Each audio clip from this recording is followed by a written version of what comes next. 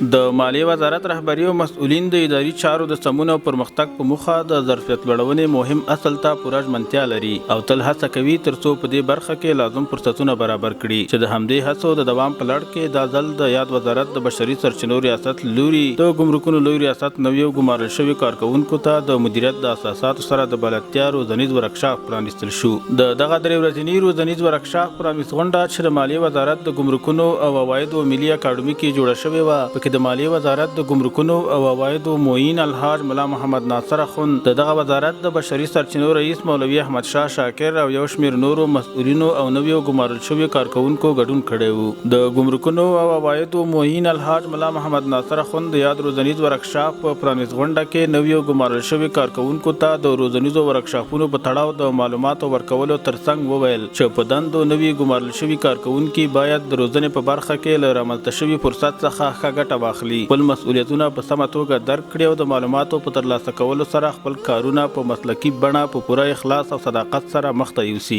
خو زده یې که موقع د په لاس راغلي استادان سته، امارت ځای درته لري، قلم کتابچه سته، وخت سته، نو خو زده یې که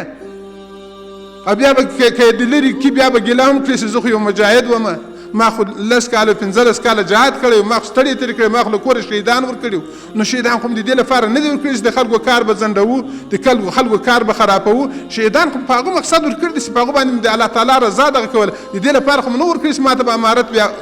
ځای راکوي، زه به خامخا په ګمرکاتو کې کېږم، زه به خامخا په مالیاتو کې کېږم، زه به خامخا په وزارت داخله کې کېږم، زه به خامخا په وزارت دفاع کې کېږم. د مالیې وزارت د بشري سرچینو رئیس مولوي احمد شاه شاکر د روزنیزو ورکشاپونو د ګټورتوب په تړاو خبرې وکړې او وی ویل چې په نظام کې د ښو خدمتونو د وړاندې کولو یوازینۍ لار د بشري ځواک پیاوړتیا او مسلکي کول دي چې په همدې موخه نویو ګمارل شوي کارکوونکو ته روزنیز ورکشاپ ترسره کیږي ترڅو دوی وکولی شي په مسلکي توګه د خپلو خلکو او هیواد د ښه خدمت کولو وړ وګرځي. که خدای نکرده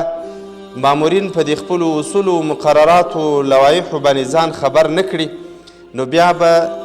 هیڅکله دی د نظام هغه اصول نسی تطبیق کولی. نو یوه ګټه به دا وي چې د نظام اهداف به ترلاسه سي. دوهمه ګټه به تاسو خپله په نفسي ډول په شخصي ډول به تاسو ته ګټه رسیږي. د یادونې وړ ده چې د مالیې وزارت له لوري له دې وړاندې هم د یاد وزارت کارکوونکو ته په بېلابېلو اداري برخو کې ګټور روزنیز ورکشاپونه ترسره شوي چې ورسره د یاد وزارت په ټولو برخو کې روڼتیا او پرمختګ رامنځته شوی او د روزنیزو ورکشاپونو لړۍ به په راتلونکي کې هم دوام ولري.